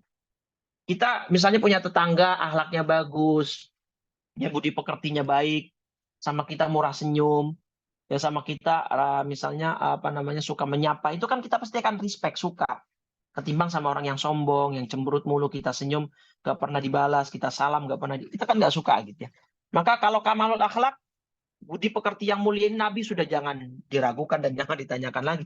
Allah langsung yang memuji. Wa innaka la'ala khuluqin azim. Allah langsung yang muji, udah nggak ada puncaknya lagi, itu udah paling mentok itu. Pujian dari Allah bahwa sesungguhnya engkau adalah memiliki akhlak yang mulia. Contohnya ketika Abu Jahal pura-pura sakit misalnya, ya supaya dijenguk oleh Nabi, tapi di depan rumahnya Abu Jahal itu digali lubang supaya nabinya jatuh terperosok gitu ya. Begitu dekat ke lubang, malaikat Jibril turun. Muhammad, jangan maju, ini ada apa namanya lubang. Akhirnya Nabi Muhammad putar balik. Itu Abu Jahal dari dalam rumah sudah khawatir nih, kok Muhammad putar balik gitu kan. Nah, akhirnya kemudian larilah Abu Jahal ini mengejar Nabi. Dan seketika itu lupa bahwa dia sudah menggali lubang. Akhirnya senjata makan tuan gitu ya. Jatuhlah. Ada singkatnya, ini Abu Jahal nggak ada yang bisa nolongin, Pak. Teman-temannya pakai gala, pakai kayu, pakai tali, itu nggak ada yang sampai. Seakan tanah itu menjadi amblas turun. Dia sadar ini yang bisa nolong cuma Muhammad. Dipanggillah Nabi. Dan subhanallah datang Nabi Muhammad, Pak. Ya kalau kita kan ada orang yang mau jahatin kita, celaka. Ya terus minta tolong. Jangankan minta tolong, yang ada malah kita syukurin gitu ya. Biar rasa gitu ya. Ini Nabi datang dengan legowo, dengan berbesar hati datang. Kemudian sebelum ditolong, Nabi menawarkan perjanjian. Ya Abu Jahal, kalau saya tolongin, nanti kamu iman ya. Ya, janji ya janji. Gitu. Tapi setelah sudah sampai di atas, ditolongin, Nabi nggak usah pakai tali, nggak usah pakai kayu, Pak. Cukup pakai tangan, itu sampai. Mujizat Nabi seakan-akan tanah itu seperti naik gitu ya. Begitu sampai sudah di atas lubang itu, Abu Jahal boro-boro beriman. Yang ada malah apa? Nabi dituduh menggunakan sihir. Gitu ya. Nah, akhirnya Nabi Muhammad marah, kecewa. Ya enggak, pulang aja. Kalau cara saya kan masih depan lubang tuh ya Bapak Ibu ya. Jorokin aja lagi biar masuk gitu. Tapi akhlaknya Nabi tidak seperti itu ya. Nabi Muhammad SAW akhlaknya tidak demikian gitu kan. Baik. Yang terakhir yang ketiga, ihsanuhu wa in'amuhu. Kita bisa sayang, bisa suka sama orang itu karena orang itu baik sama kita Bapak Ibu. Nah, kebaikan Nabi Muhammad bagaimana? Ya, tidak usah ditanya, ya. Ini buktinya Nabi Muhammad gini. Dalam sebuah hadis kata Nabi, setiap nabi itu punya doa yang mustajab. Tapi semua nabi sudah pakai doa itu. Makanya kan dalam beberapa peperangan Nabi Muhammad itu sudah dipaksa oleh sahabat, ya Rasul pakai doamu. Gunakan jatah doamu yang satu itu. Kita ini bukan untuk kita ya Rasul, untuk agama engkau, untuk agama Allah. Kata Nabi, enggak. Sama Nabi ditahan, nggak mau dipakai jatah doanya yang satu. Kenapa? Inni aktabi'u da'wati syafa'atan li ummati yaumal qiyamah. Saya mau sembunyikan doa ini, mau saya simpan doa ini, maksudnya mau disimpan ya, disembunyikan atau maksudnya disimpan sebagai syafaat untuk umatku pada hari kiamat nanti. Oh. Nah, makanya kan dalam riwayat yang panjang itu, nanti ketika kita di padang mahsyar, kita meminta pertolongan ke siapa nih? Ada yang nyeletuk, ayo ke Nabi Adam. Kata Nabi Adam bilang, nggak bisa. Saya pernah makan buah terlarang. Nah, ini sudah saya cantumkan ayat-ayatnya ya. Nanti Bapak Ibu bisa di screenshot, bisa dicek sendiri gitu ya. Nabi Adam, kita minta pertolongan. Katanya Adam, nggak bisa. Saya pernah makan buah terlarang. Pergilah ke Nabi Nuh. Dia adalah Rasul pertama. Kata Nabi Nuh, saya juga nggak bisa. Saya pernah mendoakan kebinasaan untuk umat saya. Kata Nabi Nuh, pergilah ke Nabi Ibrahim. Ya, Nabi Ibrahim itu punya julukan Khalilullah, sahabatnya Allah, kesayangannya Allah. Tapi kata Nabi Ibrahim, saya nggak bisa juga. Saya pernah bohong seumur hidup 3 kali. Ini yang pertama, yang kedua, dan yang ketiga di hadis. Yang ketika beliau dengan istrinya Siti Sarah masuk ke Mesir, kemudian Raja Mesir dolim, setiap perempuan cantik mau dijadikan selir, dan suaminya dibunuh, maka kata Nabi Ibrahim, jangan kita mengaku sebagai pasang suami istri. Akhirnya ketika pasukan raja datang, Nabi Ibrahim mengaku ini sebagai saudari perempuannya dia. Kata Nabi Ibrahim, saya nggak bisa bohong, saya nggak bisa nolongin, pergilah ke Nabi Musa. Dan Nabi Musa adalah kalimullah, orang yang bisa berbicara dengan Allah. Kata Nabi Musa, nggak bisa, saya pernah bunuh orang. Nggak sengaja. Kata Nabi Musa, pergilah ke Nabi Isa. Nabi Isa itu ruhullah wa kalimatuhu. Dan Nabi Isa, jangan ke saya. Saya pun menyebabkan banyak orang sesat. Orang banyak menganggap saya sebagai Tuhan. Kata Nabi Isa, pergilah ke Nabi Muhammad Sallallahu Alaihi Wasallam. Datanglah Nabi Muhammad. Analaha. Sayalah pemilik syafaat itu. Sayalah pemilik syafaat itu. Kemudian Nabi tersungkur sujud. Kemudian Allah perintahkan, ya Muhammad irfa' ra'sak. Ya Nabi Muhammad, angkat kepalamu. Ya, wasal tu'ta, permintaanmu akan didengar. Wakul yasma'. Ya katakanlah, perkataanmu akan didengar. Wasal tu'ta, permintaanmu akan dikabulkan. Wasfa'atu syafa', berikanlah syafaat. Apa jawab Nabi? Ya Rab, ummati, ummati. Saat itu tiba Nabi Muhammad SAW hanya memikirkan kita sebagai umatnya. Allah akan berfirman, intalik fa'akhrij man kana fi qalbihi mithqalu sya'irati minal iman. Ya Muhammad, keluarkanlah dari dalam neraka itu yang masih memiliki iman di dalam hatinya walaupun hanya seberat gandum. Bapak Ibu, ya, inilah bukti kebaikan dan cinta Nabi Muhammad SAW kepada kita. Maka terakhir sebagai closing statement dan penutup dari saya, kalau kita mengaku cinta kepada Nabi Muhammad, tadi caranya gimana? Perbanyak baca tentang sirah beliau. Tentang fisik beliau bisa Bapak Ibu baca misalnya di kitab Syama'ilul Muhammadiyah, karya Imam At-Tirmidzi. Itu membahas tentang fisik Nabi, rambut Nabi belah tengah atau gimana, jenggot Nabi seperti apa, fisik Nabi apa, dahinya seperti apa, pipinya seperti apa, itu dengan kesempurnaan luar biasa itu digambarkan dengan gamblang dengan jelas. Atau bisa baca dengan tentang akhlaknya beliau, bisa baca kisah-kisah sirah seperti ya, Rahiqul Makhtum atau Syekh Al-Mubarak Furi dan banyak lain sebagainya yang sudah banyak diterjemahkan gitu ya. Nah, kebaikan Nabi tadi sudah kita banyak bahas. Nah, sekarang kalau kita ngaku Nabi, cinta Nabi, apa sekarang bukti action yang bisa kita lakukan? Setidaknya ini Bapak Ibu. Jangan pernah melewatkan sekalipun doa setelah azan. Karena itu adalah request langsung dari Nabi. Ini hadisnya, riwayat Imam Muslim. Jadi kata Nabi gini, "Idza sami'tumul muadzin faqulu mithla ma yaqul." Kalau kamu mendengar azan yang dikumandangkan oleh muadzin, maka ucapkanlah seperti apa yang diucapkan. Jawab azan. Allahu Akbar, kita jawab Allahu Akbar gitu ya. Kemudian yang kedua, shallu alayya, bersolawatlah kepadaku.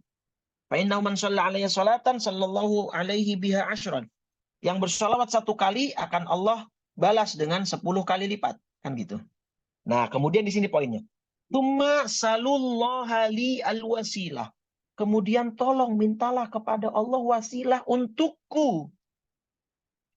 Ya, jadi permintaan wasilah ini adalah request dari Nabi. Artinya Nabi minta tolong sama umatnya. Umatku, tolong mintakan wasilah kepada Allah untuk aku. Makanya kan doa adzan apa? Allahumma rabba hadhihi da'wati tammah wassalatil qa'imah ati sayyidana Muhammadanil wasilata wal fadilah. Nah, ada kalimat wasilah. Jadi Nabi bilang, mintalah kepada Allah wasilah untukku. Apa sih wasilah? Fa innaha manzilatun fil jannah la tambaghi illa li abdin min ibadillah. Wasilah itu adalah satu tempat di surga yang tidak layak tempat tersebut kecuali hanya untuk satu orang hamba dari hamba-hambanya Allah.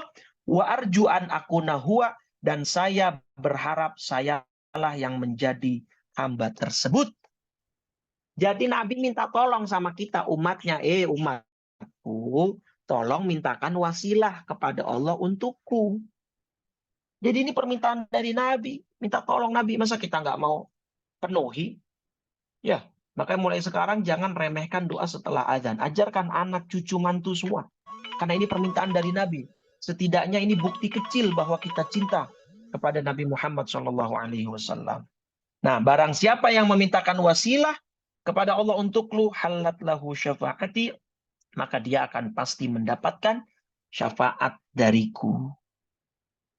Baik, Pak Mazwar, Bapak Ibu sekalian yang dimuliakan oleh Allah, Jamaah Husnul Khotimah Institute, saya kira ini kesimpulannya adalah bahwa cintai nabimu melebihi siapapun yang ada di dunia ini. Karena dengan itu kita akan bersamainya nanti di dalam surganya Allah. Kedua, bagaimana cara kita mencintai Nabi Muhammad SAW dengan kita menggali lagi tentang fisik indah beliau, tentang akhlak mulia beliau, tentang kebaikan-kebaikan beliau. Yang ketiga, setidaknya bukti kecil bahwa kita mencintai beliau adalah dengan memenuhi permintaan beliau untuk kita kemudian mendoakan beliau mendapatkan wasilah yang kita baca setelah azan berkumandang. Mudah-mudahan dengan ini kita akan mendapatkan cinta balik dari Nabi Muhammad Shallallahu Alaihi Wasallam. Amin ya rabbal alamin. Baik, saya serahkan waktu dan tempat kembali kepada Bapak Mazwar. Tafadhol Pak Mazwar. Baik, terima kasih banyak Ustaz. Masya Allah. Allahumma salli ala Muhammad wa ala ali Muhammad. Bapak Ibu sekalian, Alhamdulillah kita dapat pelajaran yang sangat mencerahkan pada pagi hari ini. Baik Bapak Ibu sekalian, silakan kalau masih ada yang perlu diklarifikasi atau ditambahkan. Pak Akib kayaknya.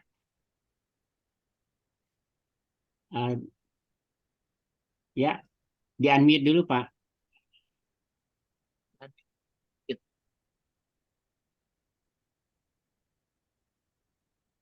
Halo? Assalamualaikum warahmatullahi wabarakatuh. Waalaikumsalam. Waalaikumsalam warahmatullahi wabarakatuh. Alhamdulillah Pak Ustadz dan Bapak Ibu sekalian yang dirahmati Allah. Meskipun di perjalanan kami masih di luar kota, pencerahan luar biasa. Pada pagi hari ini Allahumma sholli wa sallim wa barik ala nabiyyina Muhammad. Allahumma sholli wa sallim. Saya mohon niatnya agar bisa bermimpi dengan Rasulullah Pak Ustadz.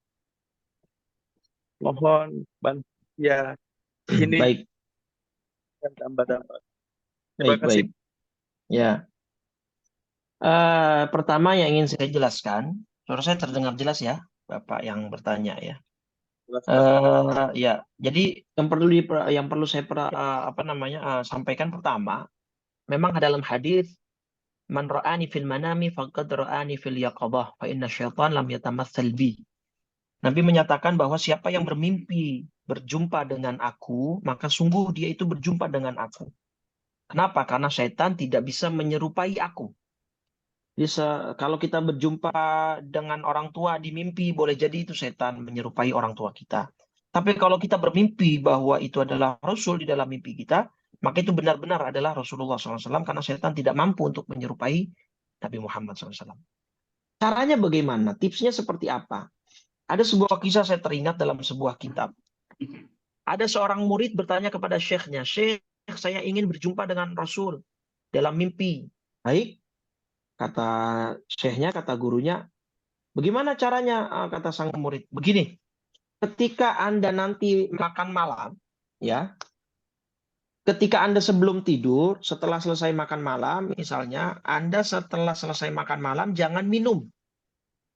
Ya, Anda makan seperti biasa, yang cukup, yang baik, gitu ya. Tapi jangan minum setetes pun, jangan. Oh begitu ya, Syekh, cara bermimpi bertemu Nabi. Ya, pokoknya jalani saja dulu. Baik, malam tiba, sang murid kemudian makan malam, kemudian dia tidak minum sesuai instruksi dari sang guru. Kemudian malamnya dia bermimpi seperti di sebuah danau dengan air yang sangat jernih. Sebuah danau, sebuah sungai atau danau lah begitu ya. Dengan air yang sangat jernih dan terlihat menyegarkan. Dan dia tidak bermimpi bertemu Rasul. Paginya dia mengadukan hal ini kepada sang guru. Guru, saya semalam sudah melakukan instruksi dari guru bahwa saya makan, kemudian tidak minum demi untuk bermimpi berjumpa dengan Rasul. Tapi yang saya mimpikan malah saya bermimpi berada di dalam sebuah danau atau sebuah sungai yang airnya terlihat sangat jernih dan menyegarkan. Tapi saya tidak berjumpa dengan Rasul SAW. Sang guru bijak ini kemudian menjawab, begitulah caranya. Kalau Anda ingin berjumpa dengan Rasulullah SAW, usahakan setiap Anda sebelum tidur, yang ada dalam bayangan Anda dan pikiran Anda hanyalah Rasulullah SAW. Artinya kan, tadi si murid ini dikasih pelajaran, dia kan makan nggak minum nih. Ingin minum Ketika terus. Iya, betul. Jadi ketika dia makan tapi nggak minum, kan alam bawah sadarnya itu, ya pasti tubuhnya ini kan menuntut untuk minum terus, pengen minum terus. Maka yang ada di dalam mimpinya akhirnya dia berada di sebuah danau atau sungai yang airnya jernih dan menyegarkan karena dia kepinginannya atau keinginan besarnya saat mau tidur itu minum. Ya, sering kita juga begitulah, Pak. Misalnya Bapak Ibu nih lagi seneng, bahagia gitu ya, menantikan kehadiran cucu. Misalkan anak Bapak atau menantu Bapak Ibu lagi hamil. Seringkali kan misalkan Bapak malamnya tuh mimpi ya bermain dengan anak bayi, anak kecil. Karena keinginan terbesar Bapak ketika mau tidur adalah anak bayi atau anak kecil. Atau kita misalkan orang mau beli barang tertentu, barang idamannya, handphone atau mobil atau motor, itu biasanya seringkali malamnya ya bermimpi dengan barang impian yang sedang dia pikirkan terus gitu. Maka dari kisah inspiratif ini, apa yang bisa kita lakukan? Ya perdalam atau persering frekuensi kita mengingat dan membayangkan Rasulullah SAW. Mungkin itu sangat bisa membantu untuk kita bermimpi berjumpa dengan Rasulullah SAW. Ada yang kemudian caranya membaca sholawat setiap mau tidur 400. Ada yang kemudian banyak caranya kemudian. Inti poinnya di situ. Inti poinnya adalah bagaimana kita terus-menerus memikirkan Rasulullah sampai ketika kita mau tidur tidak ada satupun yang kita bayangkan kecuali Rasulullah. Insya Allah itu nanti satu saat ya, kita bisa sama-sama bermimpi bertemu dengan Rasulullah SAW. Gitu ya Pak, mudah-mudahan bisa membantu menjawab. Kita berusaha semua. Baik Bapak Ibu sekalian, masih ada yang mau diperjelas? Kayaknya Abdul Syukur ya. Oh, Terima Mas, kasih. Pak Ayah, Pak Ibu Sukun dulu, Rita, Pak Zen ya. Ibu Rita, Pak Zen. Ibu Rita Pak tadi juga raise hand tuh, Ibu Zen. Rita. Oh ya, Ibu Rita duluan ya. Habis ini ya Pak Syukur sebentar. Beliau udah Iya, iya, resen duluan ya. Pak Zen. Bentar. Silakan Pak Zen. Terima kasih Pak Maswar. Ya, makasih Ustadz. Assalamualaikum warahmatullahi wabarakatuh. Salam. Saya ada 2 pertanyaan, tapi mungkin yang tanya masih banyak, jadi mohon jawaban yang singkat aja. Yang pertama, untuk menumbuhkan cinta kepada Rasul itu kita tumbuhkan dari kolbun atau hati. Karena kalau hati itu kan nggak dikenal, hati Jamal misalnya itu. Tapi kalau onta itu kan nggak punya kolbun ya. Jadi apakah dari kolb kita atau dari hati kita? Yang kedua pertanyaan, pada saat Nabi ditemui Jibril di Gua Hira, kan diperintah untuk ikro. Nabi nggak bisa karena Nabi adalah umi. Ya, yang dipertunjukkan Jibril itu maaf berupa apa? Whiteboard, apa berupa teks, apa sehingga Nabi mau baca tidak bisa. Berupa apa yang ditunjukkan Jibril? Terima kasih. Baik, untuk pertanyaan pertama, kolbun itu Pak dalam bahasa Indonesia sering diterjemahkan sebagai hati. Cuman memang yang Bapak maksud adalah mungkin pembahasan di dalam kitab-kitab tasawuf. Memang kolbun itu sendiri nanti ulama berbeda pendapat Pak. Apakah kolbun itu akal? Apakah kolbun itu jantung? Apakah kolbun itu hati, yang hati liver itu? Ataukah kolbun ini adalah sebuah intuisi atau imajinasi seseorang yang memang ya pikiran lah gitu ya sama. Jadi itu antara Imam Ghazali, imam-imam yang lain itu banyak mencoba mendefinisikan atau mengartikan kolbun itu apa ya. Jadi yang saya masuk hati di sini adalah kolbun Pak. Jadi memang cinta Nabi itu ya adanya di kolbun. Nah, kolb itu adalah apa? Kalau pendapat yang saya pegang adalah pertautan antara perasaan dan akal. Kan manusia kan dikasih akal untuk membedakan al-haq dan al-batil. Yang membedakan mana yang benar, mana yang salah. Nah, pertautan atau hubungan antara hati, intuisi. Makanya kan ada hadis begini, Pak.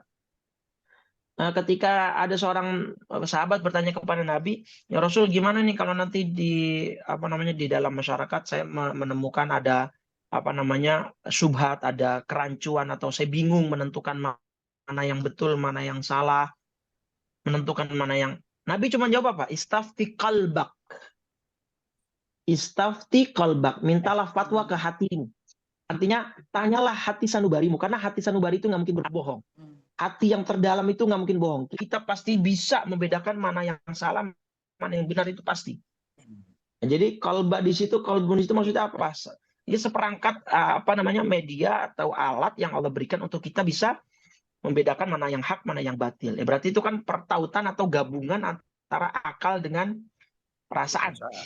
Gitu Pak. Nah, jadi kita gimana cara mencintai Nabi? Ya, kita pakai akal dengan cara kita membaca banyak sirah beliau. Dengan akal kita bisa berpikir. Nah, kemudian nanti bisa itu masuk ke dalam intuisi atau ke dalam perasaan kita. Iya. Pertanyaan kedua, apa yang ditampilkan oleh malaikat Jibril? Ini pertanyaan yang bahkan saya sendiri pun yang sudah puluhan tahun bergelut dalam dunia Islam nggak kepikiran nih Pak, pertanyaan seperti ini Pak. Yang ditampilkan oleh malaikat Jibril apa ini? Apa whiteboard? Apa tablet seperti saya begini gitu ya? Ini pertanyaan unik nih Pak. Terus terang saya belum dapat jawabannya. Artinya saya belum pernah melihat keterangan-keterangan di dalam kitab para ulama apa nih yang diinikan oleh malaikat Jibril. Tapi kan yang pasti Nabi disuruh Iqra membaca. Boleh jadi berarti yang dibawa adalah surat Al-Alaqnya itu, Pak. Surat Al-Alaq ayat 1 sampai 5 yang turun di Gua Hira itu. Iqra bismi rabbikal ladzi khalaq. Kan ayat pertamanya Iqra kan. Kata pertama di ayat pertama itu kan Iqra. Iqra, baca itu. Artinya maksudnya untuk membaca ayat itu. Boleh jadi ke sana. Tapi untuk pastinya Allah alam nanti insya Allah saya bisa coba cari referensinya lagi Pak ya. Tapi yang pasti bukan running text Pak. Saat itu teknologinya belum sampai. Bukan running text. Nabi bisa baca setelah dipeluk 3 kali sama Jibril Pak. Artinya itu dibimbing. Itu dibimbing, Pak. Artinya Nabi Muhammad didikte, ibaratnya dibimbing untuk kemudian membaca surat Al-Alaq itu. Gitu ya. Iya. Terima kasih. Terima kasih. Ya, baik, Pak. Terima kasih. Jawabnya. Silakan Ibu Rita. Udah, itu tadi Bu Rita, tadi Pak Zan itu udah. Mewakili. Oh ya, baik. Oh, baik. Ya. Pak Baik. Abdul Syukur, Silakan, silakan, ada Pak. lagi? Abdul Syukur. Ya, terima kasih Pak Mas Bar, Pak Ustadz. Ya. Saya ingin menanyakan kegundahan hati saya sini. Jadi bagaimana mengukur sejauh mana kita ini sudah mencintai Rasulullah itu lebih dari cinta kepada ibu, ayah, dan anak-anak kita. Apakah kalau kita sudah melaksanakan sholat, kemudian sunnah-sunnah Rasul itu sudah berarti sudah mencintai Rasulullah lebih daripada mencintai orang tua kita dan juga anak-anak kita. Terima kasih. Balik dari tema yang tadi saya paparkan, Pak Abdul Syukur, bahwa cinta itu kan berarti di dalam hati. Berarti jawaban dari pertanyaan Bapak itu sebenarnya balik ke masing-masing. Kita ukur hati kita. Sejauh mana di dalam hati kita peran atau posisi Rasulullah SAW. Kalau masalah apakah kita mentaati aturannya, menjalankan sunnahnya, mengikuti perintahnya, itu kan indikator saja, Pak. Buktinya di hadis yang Bukhari tadi, Abdullah yang dihukum karena minum khamr, Nabi bilang masih ada cinta di dalam hatinya kan kepada Allah dan Rasulnya, padahal dia melakukan maksiat. Jadi artinya ketaatan kita, kepatuhan kita, iya itu indikator. Atau seringnya kita menyebut namanya bersolawat, ya kan? Bahkan kalau ulama ada kaidah mengatakan, idza ahabba syai'an aktsara dzikruhu. Ketika seseorang suka sesuatu, cinta sesuatu itu pasti akan banyak menyebutnya, banyak mengenangnya, banyak memikirkannya. Nah itu kan mengenang, memikirkan, ya menyebut itu kan kita sendiri yang tahu. Gitu Pak. Ada kemudian ulama yang memberi indikator kalau Bapak Ibu misalnya masih terlalu sayang terhadap dunia Bapak seperti tadi surat Taubah misalnya gitu ya. Ketimbang kita ingin berjuang di jalan agama Allah, gitu, memberi fakir miskin, memberi anak yatim. Ya berarti ya cintanya masih kadar-kadar yang biasa gitu kan. Nah, berarti kan artinya ini ada level-level tertentu, Pak. Bahwa Abdullah yang tadi minum khamr saja masih dikatakan dia cinta kepada Nabi dan Allah.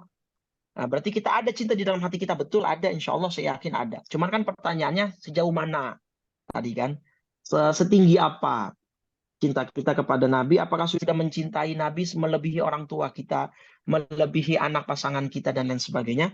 Sebenarnya jawabannya itu ada di dalam hati sanubari kita yang terdalam. Dan kita yang tahu itu Pak. Itu nanti baliknya ke diri masing-masing. Saya kan tidak tahu kualitas Bapak di dalam seperti apa. Nah, itu hati kita sendiri nanti akan menilai diri kita sendiri. Nah, cuma tadi indikatornya ada. Apakah mau menerapkan sunnahnya? Apakah mau menjalankan perintahnya? Makanya kan Nabi mau bilang, kullu ummati yadkhulunal jannah. Semua umatku pasti masuk surga illa man aba. Kecuali yang tidak mau. Sahabat bingung. Wa man aba ya Rasulullah. Siapa yang nggak mau masuk surga ya Rasulullah? Man ata'ani faqad dakhalal jannah wa man asani faqad aba. Siapa yang taat kepadaku masuk surga, siapa yang mengabaikan, siapa yang bermaksiat kepadaku, maka dia adalah orang-orang yang tidak mau masuk ke dalam surga. Jadi jawabannya adalah it depends of us gitu. Tergantung kita sendiri masing-masing, Pak. Kita punya indikatornya apa? Ya, kita punya penilaian seperti apa dan kita menilai sendiri. Cuman yang bisa saya bantu adalah ya indikator bahwa ketika tadi misalnya Laila Majnun bagaimana dia sangat fokus kepada anjing dari kampungnya Laila. Bagaimana kalau seorang pria sedang jatuh cinta kepada wanita yang dipujanya, ya bahkan kan the love is blind katanya, cinta itu buta gitu kan. Nah, berarti artinya aksi-aksi itu adalah sebagian dari indikator kadar cinta kita di dalam hati. Ya, semakin cinta, aksinya akan semakin gila mungkin Pak, gitu ya. Seperti tadi para sahabat berebut untuk mendapatkan ludahnya Nabi, berebut untuk mendapatkan keringatnya Nabi, berebut untuk mendapatkan air bekas wudhunya Nabi. Kalau kita kan sekarang nggak bisa, mungkin bagaimana? Ya kita berjuang untuk bisa berziarah ke makam Nabi, kita berjuang untuk bisa misalnya berumrah, berhaji dan lain sebagainya sebagai bentuk cinta. Itu bisa saja seperti itu kan, dan lain sebagainya. Jadi indikatornya ada dalam aksi kita, tetapi kadarnya itu kita sendiri Pak yang akan bisa menilai. Insya Allah Pak Abdul Syukur termasuklah kita semua ya, juga termasuk yang mencintai Rasul SAW. Hadir Baik. ini dalam rangka kelahiran Nabi juga termasuk salah satu ya. Baik, Bapak Ibu sekalian, Insya Allah, betul. jam 7 kita tutup acara kita. Alhamdulillah, terima kasih banyak Ustadz atas pencerahannya pada pagi hari ini. Dan silakan Ustadz, kita tutup acara kita pada pagi hari ini. Ya, kita tutup kajian kita pada pagi hari ini. Mudah-mudahan kita semua dicatat dan disaksikan oleh Allah Subhanahu wa Ta'ala sebagai hambanya yang cinta kepada Allah dan Rasul-Nya. Kita semua cinta kepada Nabi kita semua mengharapkan syafaat beliau, dan mudah-mudahan kita akan bersama-sama dengan beliau dan orang-orang yang kita cintai di dalam surganya Allah Subhanahu wa Ta'ala. Kita tutup dengan 3 kali kalimat tauhid dan doa kafaratul majlis. Qabli la ilaha illallah, la ilaha illallah, la ilaha illallah, Muhammadur Rasulullah sallallahu alaihi wasallam, kalimatu haqqin 'alaiha nahya wa 'alaiha namut wa biha nub'atsu insyaallah ta'ala minal aminin. Allahumma rzuqna fid dunya ziyaratah wa fil akhirati syafa'atah wa la tahrimna fil jinani ru'yatah. Ya Allah ya Rahman ya Rahim ya Karim, kami berkumpul melalui Zoom meeting pada pagi hari ini dalam rangka mengagungkan Nabi-Mu, dalam rangka mencintai Nabi-Mu dan membahas seluk-beluk tentang perilaku dan akhlak daripada Nabi Muhammad SAW. Maka ya Allah, berikanlah kami kesempatan di dunia ini untuk berziarah ke makamnya, untuk bisa sholat di dalam masjidnya, untuk kemudian di dalam nanti di akhirat kami mendapatkan syafaatnya, dan jangan haramkan kami untuk melihatnya di dalam surga-Mu kelak, di dalam surga Firdaus-Mu ya Allah. Rabbana zalamna anfusana wa illam taghfir lana wa tarhamna lanakunanna minal khasirin. Rabbana atina fid dunya hasanah wa fil akhirati hasanah wa qina adzabannar. Wassallallahu ala sayyidina Muhammadin wa ala alihi wa sahbihi wa sallam. Walhamdulillahi rabbil alamin. Subhanakallahumma wa bihamdika asyhadu an la ilaha illa anta astaghfiruka wa atubu ilaik. Kurang lebih dari saya mohon maaf Bapak Ibu, terutama Pak Mazwar selaku MC kita. Mudah-mudahan bermanfaat, dan kalau ada salah kurangnya saya mohon maaf. Wabillahi taufiq wal hidayah wal afu minkum. Wassalamualaikum warahmatullahi wabarakatuh. Waalaikumsalam warahmatullahi wabarakatuh. Waalaikumsalam. Alhamdulillah, terima kasih banyak Ustadz. Terima kasih teman-teman semua. Ini Pak Akib dari mana? Terima kasih Pak Mazwar. Iya Pak, ya. Lagi di mana Pak? Di Grand Aston Pak.